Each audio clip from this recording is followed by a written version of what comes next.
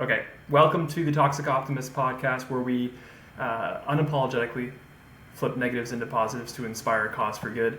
Aaron, you just finished week 9, Yes, and how did that go? it went well. Week 9, yeah, we are kind of reintroducing some of the longer, more normal routine because of the shin splint stuff, Nice. and it was good. I didn't really feel too bothered by my shins at all, um, and I think we're back on it. Let's get it. Fantastic. Fantastic. Um, what time of day, I'm just curious, are you knocking these runs out? By the time I wake up and I get myself moving, I'm ready to go run. Sweet. It ends up being, I don't know, like 9:30. Okay, perfect. Is Yeah. that not too hot at that time? Sometimes it ends up being Hmm. later. Yeah, And right. whenever like past 9:30 is like that's the threshold of hot, Hmm. you know. Hmm. So I would like to go a bit earlier, but I'm also trying not to like lose my evenings too much by I going to sleep found, early. yeah, you just got to find whatever you can sustain, what works in the Yeah. long term. I found personally that here in Austin in the summertime, if I 8:30, if I'm out the door, it's too late because the sun Okay. is already out, and I can do the heat and the humidity without if it's still dark. But once you slap on the hot sun Yeah. baking your skin on top of the heat and humidity, it is a recipe for torture. Yeah. It's So crazy how much it affects you. Like I notice it is. my runs degrade significantly when it's a little bit hotter out. Like anything Yeah. like 85 and up, like even once you hit the 80s and it's Hmm. sunny, that hurts. It hurts, Yeah. especially if you're out there for 30, 45, even longer. Yeah. So you did three. I prescribed three 30-minute zone 2 runs, one Yep. 45-minute zone 2 run, and then track workout 4 by 400, 2 by 800, 4 by 400. So Yeah. that's a 3 mile. I like that track workout. What do you think of that track workout? It was cool. Yeah. Um yeah, I did that yesterday. I hit everything except for I think one of my 800s was 2 seconds slow. Um Okay. which is fine, like whatever. And But the 400s were good. I mean, I came in on some of them I did like 82s, sweet. a couple of those. How much But rest did you? I I didn't gave give you rest. myself 80-second rest. Okay, 1 to 1. That works.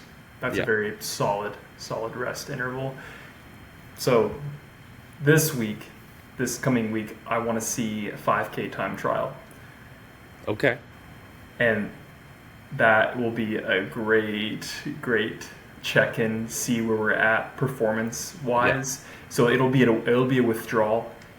Um, Coming off the shin splints, I'm a little reluctant to go hard with the time trial, but it's we are on a bit of a tight wire act getting to Yeah.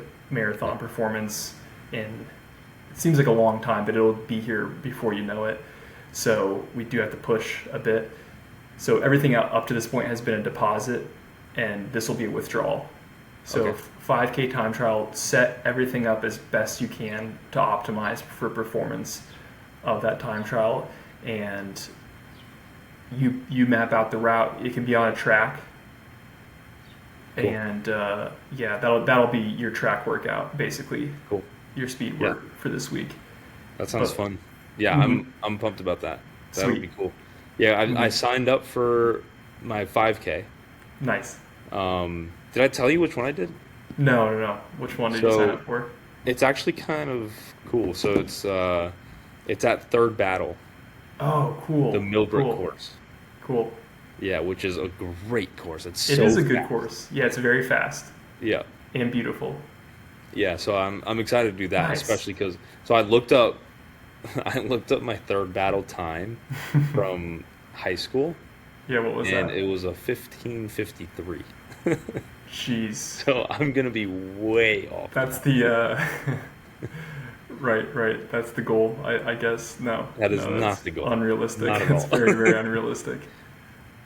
Yeah, Dang. I'll probably be. It's gonna be like sad, almost. No, it shouldn't be. It should be very happy. It should be very I mean, joyous. anything below, I just want to break 20. Yeah, man. Like, That's a great goal. Well, breaking 20 would put you on pace for breaking 40, theoretically, in the 10K. yeah, Honestly, like a low 19s would probably put you on pace for anything below. Seeing the teens, I think, would be a massive confidence boost for 100%. sneaking below 40 on the 10K. Yeah, But just, yeah, man, I'm getting goosebumps. Just yeah.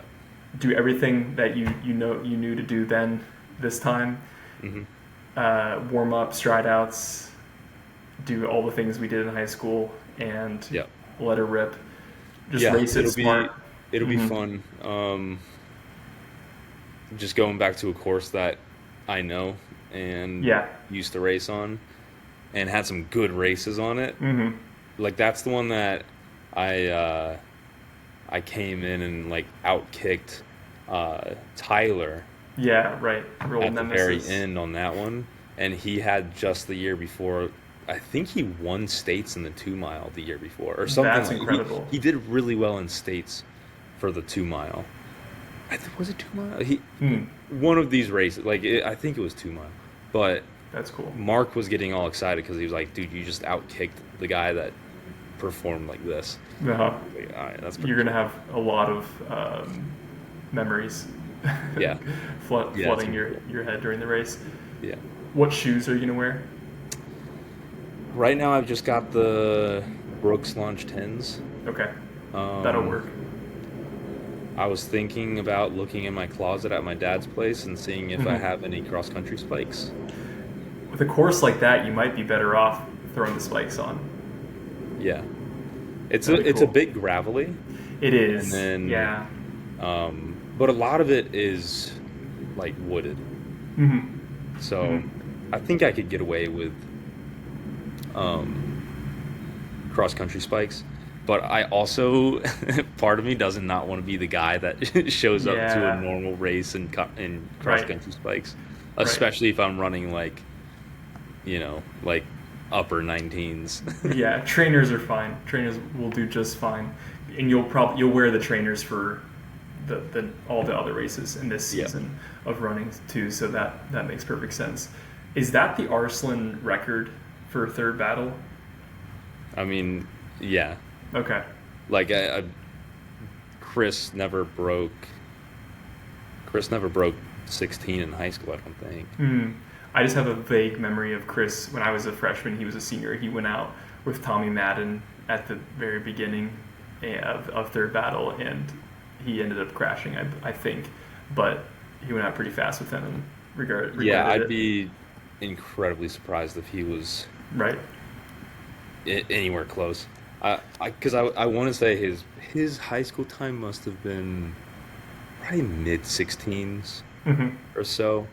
Um, but then he ran in college. I don't know what he ended up doing in college. Um, Yeah. he probably just ran the 10Ks. But Yeah, 10Ks or 8Ks probably.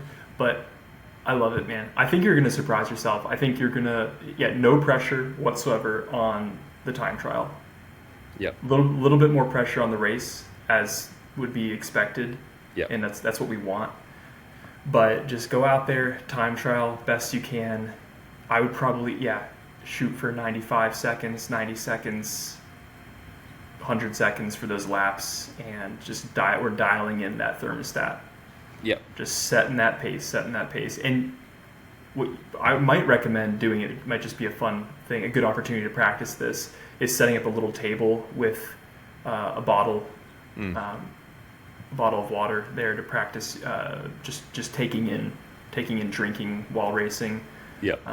Yeah, you're certainly welcome to do that, even though it is a short distance. You probably won't need to. I But never drank water during yeah, 5Ks. no, you don't But need to. the only reason I would do that is to get the motion in for marathons, because I would assume I'm going to be fueling up during the marathon. Yes, this is just me personally. I think we all have our preferences and there isn't really strong science to support one is better than the other. It's just whichever one you pick, make sure it's race day isn't the first day you do it, as far as fueling strategy goes. But I really, really, really prefer the bike bottle drink, like a cap, like a bike bottle cap, as opposed to the little Dixie cups of water. You get like half of the water. This is very inefficient, and then you just end up getting too much, and then you're basically choking on water while you're already running. It's just a horrible combination. So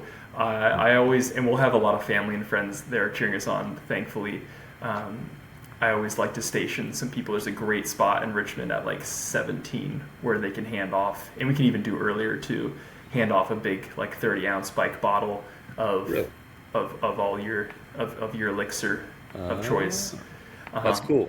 It is. That's worked really well for me. Then you can just sip it and keep running. You like hold it like a football, basically just close to your body, sip it close to your body, and then I actually end up just ditching it and just letting it go. Just have it disposable once it's time. Yeah. Yeah. So something I'll show you. So I got please. I got this.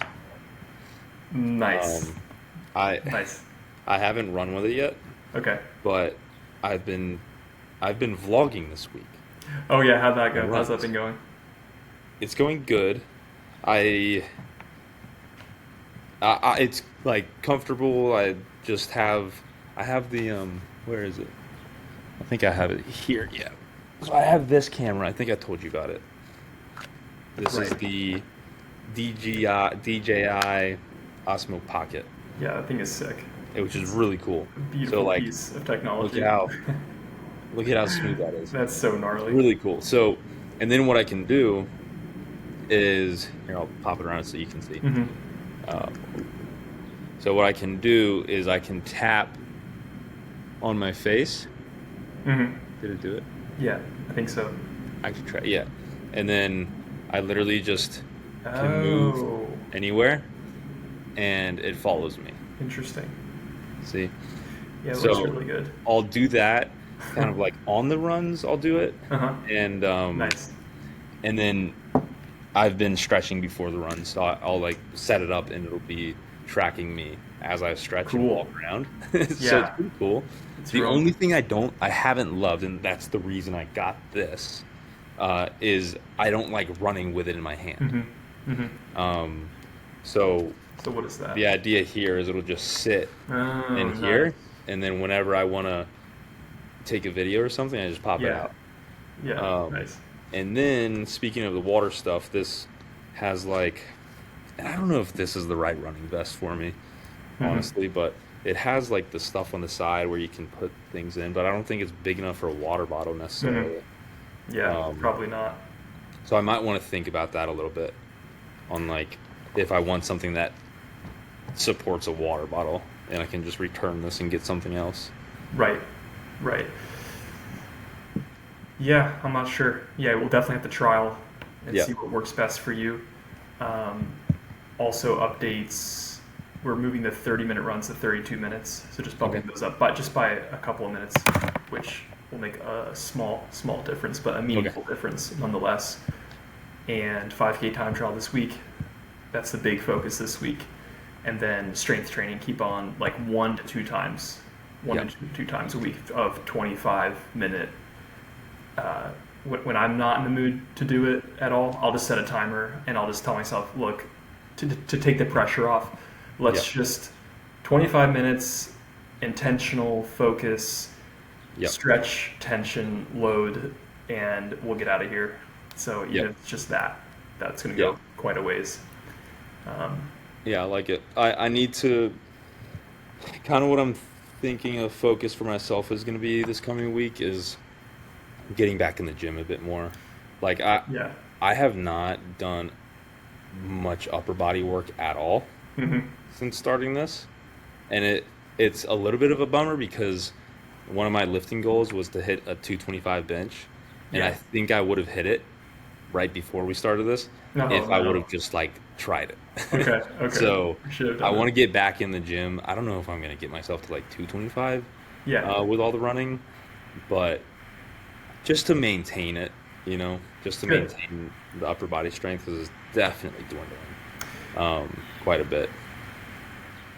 Yeah, do that, and then you can become a better, more well-rounded athlete. Yeah, I'll become And Nick Bear or yeah, that's Truett. right, right, exactly, and go for the pull-up record as well on top of that. Yeah, I don't see any reason why not. So that's good. It's good to mix it up. You definitely want to have yeah, some upper body strength too. We don't want to completely neglect yeah. neglect And upper at the end body. of the day, I'm not like a professional runner, so it's Mm-hmm. not like I need to, be the perfect runner. Mm-hmm. Um, but more so optimize for running, but also be well-rounded is kind of my goal with Right, all this. right. Definitely. Um, so I Yeah. think we're doing it right though. I think doing like focusing up on the running stuff has been really nice. Good. To be more routine about it, and then I can kind of like throw in the lifting around it. Yeah. Yeah. Is what I'm thinking. And you're definitely there's some aspect of cardio. You're definitely challenging your metabolic system. That's also there is some overlap between upper body strengthening Yeah, and your endurance, your running capacity. So yeah, let's not forget that they're definitely going to work in unison. They're not at odds with each other. And if yeah, anything, 100%. all the running you've been doing, all the cardio you've been doing, is going to allow for better rest. You'll recover faster between sets of bench, for example, so Yeah, you can handle more high intensity um, sets in one yeah, workout. So it's only going to yeah. help. So it's just a matter of I just got to throw that stuff in there, and Hmm. then that'll be nice. And you like doing it, and I want you to be happy and psychologically in a happy place, which is also it's just obviously that's going to be helpful for running too. Yeah, So it's funny. I would way rather prefer go out on a run. Like yeah. running is so much more fun in my opinion, Hmm. than lifting. But lifting, when you're in a good routine and you feel strong, you start looking forward to the gym a lot. Right. Yeah. Once you can start to actually feel good about your lifting and not like be destroyed the next day from a lifting session. Yeah, because then you've got a hold of it, and you're Yeah. almost afraid. You're lifting out of fear that if you don't, you'll revert back to this form of you that's going to have immense soreness. Yeah. Um, Yeah. this is coming. I today had a little bit of a spontaneous exercise session with my buddy. We went climbing. I don't hardly ever climb. Very like opposite of what I've specified my body to be able to do.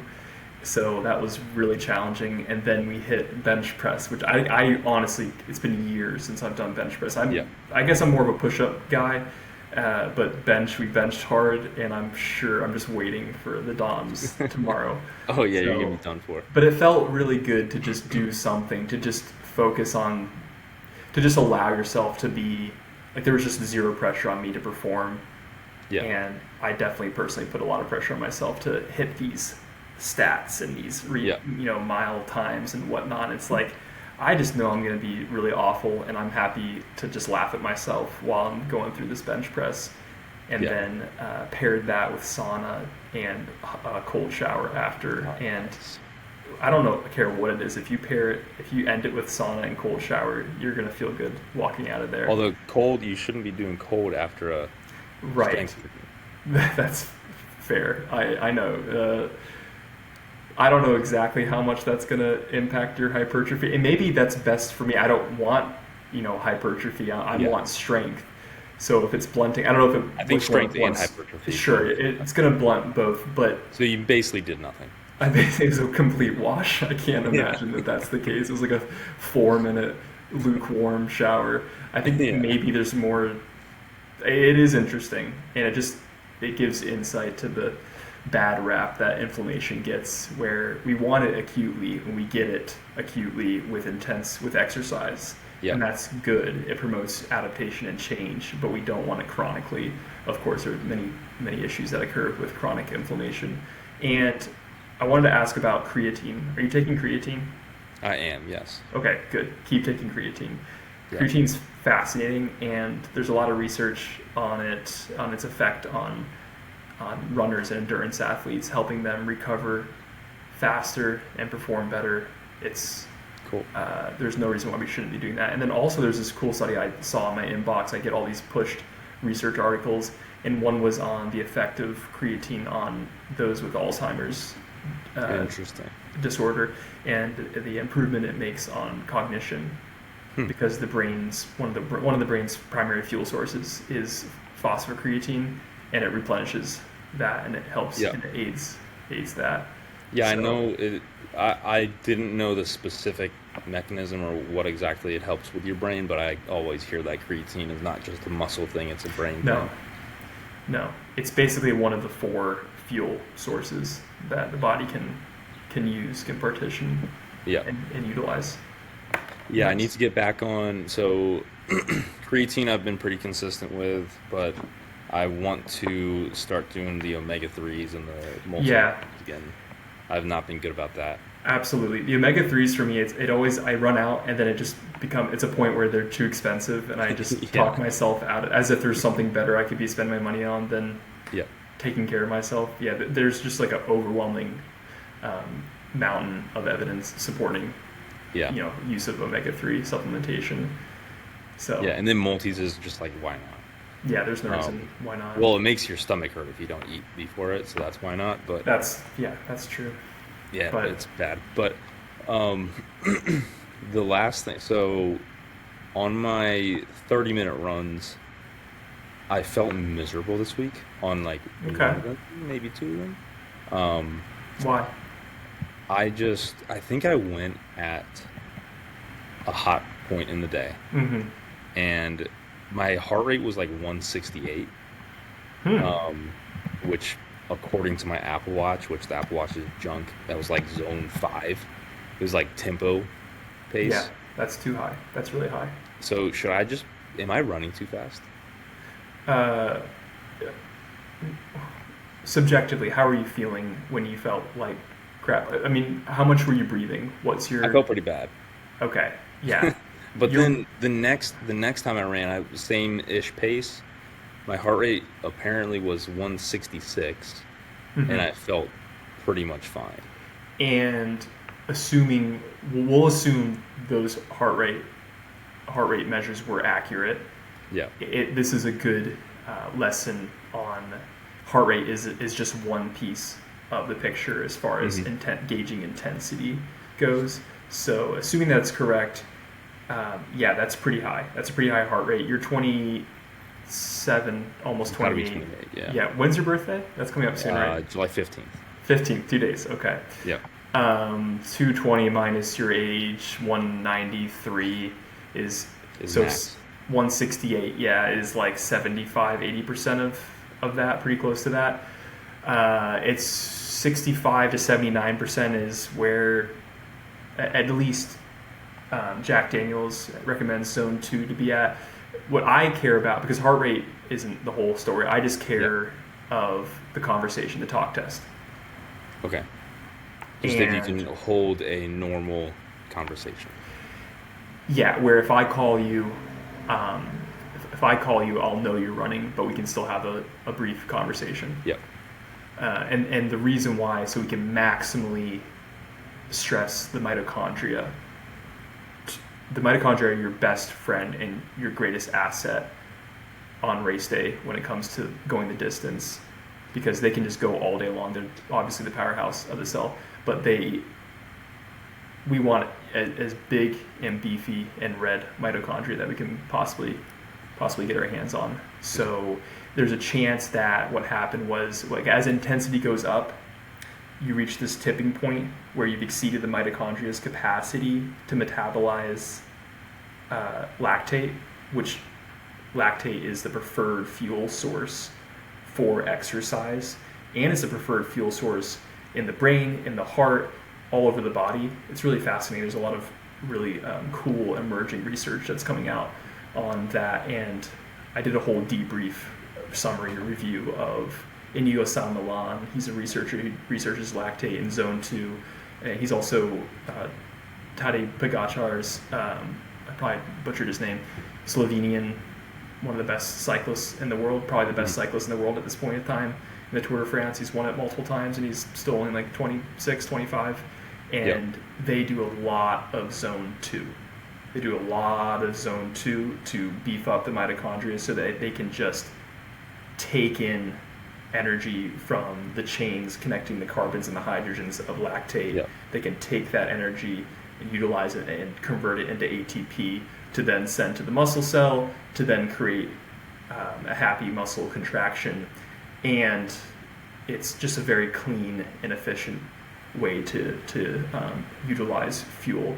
So what happens is if you've exceeded the mitochondria's capacity to create ATP, then the body's scrambling because of this high demand for energy that you're placing on it, and it goes to the cytosol, which is the gooey center of the cell, and it's just very inefficient, and you end up with a lot of just waste, and it's just very inefficient. So we don't want that, which is why I'm emphasizing zone 2.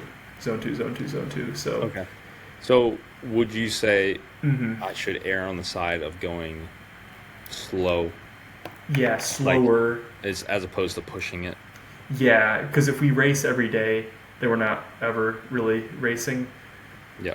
So slower, I'm happy, here's what we're going to try this week. Slower, and then like paradoxical intention, basically. So start your run and say to yourself, I'm going to see how slow I can possibly run this first mile. And then I'm happy with a progression of increasing speed at the end. So the intention behind the zone 2 runs is to improve your lactate threshold, which is essentially how much running speed, how fast you can be running and still be utilizing the mitochondria as your primary engine. Yeah. Track days are where you get to work the other two systems, the VO2 max and then the running economy. So that's where strength training also adds in. Strength training is also going to improve running. That's the intention of strength training, is basically to improve running economy, help you be more efficient with every step. Okay. And I believe there's a trickle down effect of speed work on running economy. So you're going to get better at running faster, which of course we want, but then also the trickle down effect on those slower running days, you'll now run those more efficiently because you've developed running economy at a higher speed. If that makes sense. Yeah. That just makes sense in my head. So yeah, just to recap, there are 3 things all runners need to be working on. Running economy, that's form, that's strength training, that's cadence, that's activating the right muscles at the right time. And then we've got lactate threshold. So it's how long and how fast and how over what intensity you can run at before dipping into, going glycolytic, basically turning into using the fuel sources that sprinters basically use, which of course doesn't last very long at all. And then the third one is VO2 max, which we're going to train all of those so that on race day you've got the highest VO2 max possible, which just means you've got the most amount of capacity to deliver oxygen from the air to working tissue, so that your intensity, your running speed throughout the race can be as low of a percentage of your VO2 max as possible. Okay. And then I covered it. Those are the 3. Cool. Fourth one might be sleep, but those are the big 3 right there. All right, then I will. I'll tail it back to a point where I can feel like I would have a normal conversation, and I'll try to.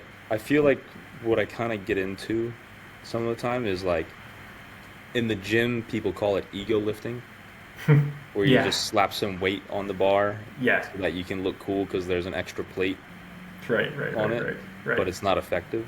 No. So I think I am doing a little bit of ego running, where Mm-hmm. I'm just running to get my average pace below 8 minutes or Mm-hmm. closer to 7:30. Mm-hmm. And that'll So come. I say screw it, and What you I'll just might do do like is 8:36. just say screw it. Go for speed. Go for that ego on track days and time trial days and race days.